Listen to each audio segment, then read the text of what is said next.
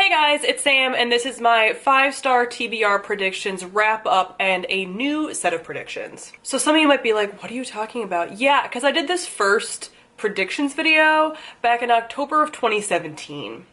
And my naive ass was like, oh, I'm hoping to get a lot of these read before the end of the year. False. The most recent one I just read at the beginning of this year. So I'm going to wrap up and tell you if my predictions were accurate or not, and then make a new round of predictions. If you're not sure what this is, go and check out the original video because I explained the whole thing there and who created it and all that, but it's basically making predictions about what on your TBR is going to be 5 stars, you think. So my first prediction was Red Seas Under Red Skies by Scott Lynch. This ended up being 4.75. because I've gotten picky, and I couldn't quite give it 5. I think the first book was 5 stars, and I was like, this isn't quite as good as the first book, but it's still really good. So I gave it 4.75, but it's essentially a 5-star read. My second prediction was Traitors Blade by Sebastian J. Castell. This I gave 3.5 stars to. It was a solid foundation, but I think I'm going to enjoy the later books in this series a lot more, and those could be 5-star reads. Then The Bear and the Nightingale by Catherine Arden. This ended up being 4 stars, but still a very good book, and one that I was considered a favorite of 2017, I think is when I read it, I think. Then The Grace of Kings by Ken Liu. This one I've actually DNF'd / set aside because I do still have my place in it. I do still think I'm going to read it, but it's not a huge priority to me, and I just wasn't roped in as much as I definitely thought it was going to be. And lastly, we have Too Like the Lightning by Ada Palmer. This is one I just read this month and I've done a review on, so I will link that on the screen.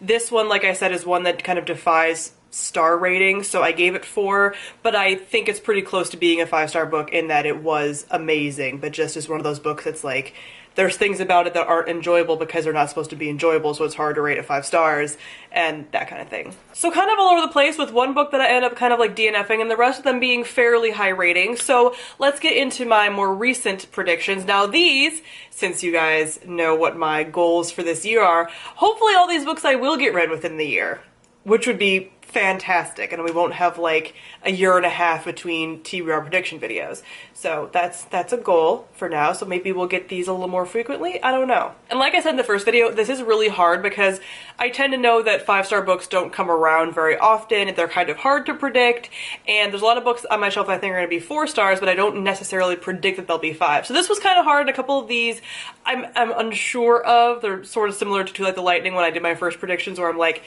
oh, it could go either way, but a couple of these I'm like pretty certain will be 5 stars. The first of those being Wicked Saints by Emily Duncan. This is the book that I've highly anticipated, and I feel like it's going to speak to me on every single level, so I'm pretty certain this is going to be a 5-star. Then we have The Trader Brew Cormorant by Seth Dickinson. I've had this recommended to me so many different times, and I just get the feeling that this could definitely be a high-star rating for me. Then we have Obsidian by Jay Kristoff and Amy Kaufman. This is the finale to a series. I feel like it's gonna be good. I don't really know. I kind of put this one on like optimistically.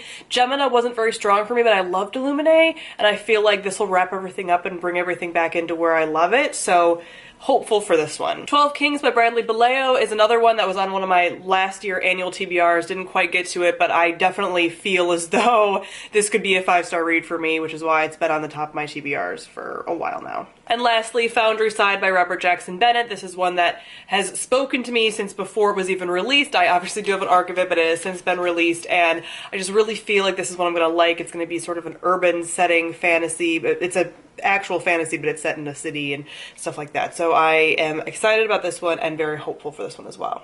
So these are my 5-star TBR predictions and hopefuls. Are they all? Okay. They're all fantasy except for one. Fantasy and sci-fi. Did you expect anything different? I hope not. So comment down below and let me know some books on your TBR that you feel will be 5 stars for you. So thank you all for watching, and I'll see all of you guys soon. Bye.